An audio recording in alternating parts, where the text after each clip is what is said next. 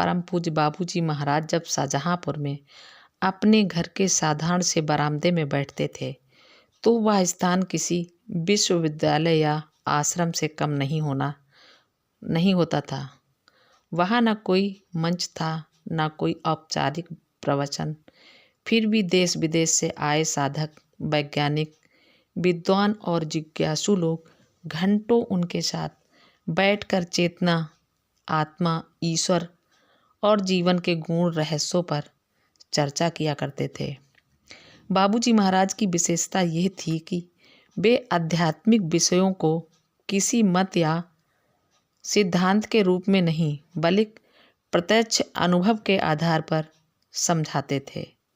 उनकी बातें सुनने वाला व्यक्ति यह महसूस करता था कि चेतना कोई कल्पना नहीं बल्कि जीने योग्य वास्तविकता है। बाबूजी महाराज कहते थे कि चेतना का विस्तार ही जीवन का वास्तविक उद्देश्य है। मनुष्य जितना अपने में से बाहर निकलता है उतना ही उसकी चेतना विस्तृत होती जाती है। जब चेतना सीमित होती है तब हम भय, चिंता और दुखों में फंसे रहते हैं, और जब चेतना शुद्ध होती है तब जीवन अपने आप सरल और सहज हो जाता है। वे बताते थे कि ध्यान केवल आंखें बंद करने की प्रक्रिया नहीं है, बल्कि चेतना को उसकी मूल अवस्था की ओर लौटाने का विज्ञान है। जब मन शांत होता है तब चेतना अपने स्वाभाविक प्रवाह में बहने लगती है। चेतना पर कुछ महत्वपूर्ण प्रश्न उत्तर बाबूजी महाराज की शिक्षाओं के आधार पर। प्रश्न नंबर 1, चेतना क्या है? उत्तर, चेतना आत्मा की सक्रिय अवस्था है। जब आत्मा अनुभव करती है, महसूस करती है और जानती है, वही चेतना है। प्रश्न नंबर 2, चेतना सीमित क्यों हो जाती है?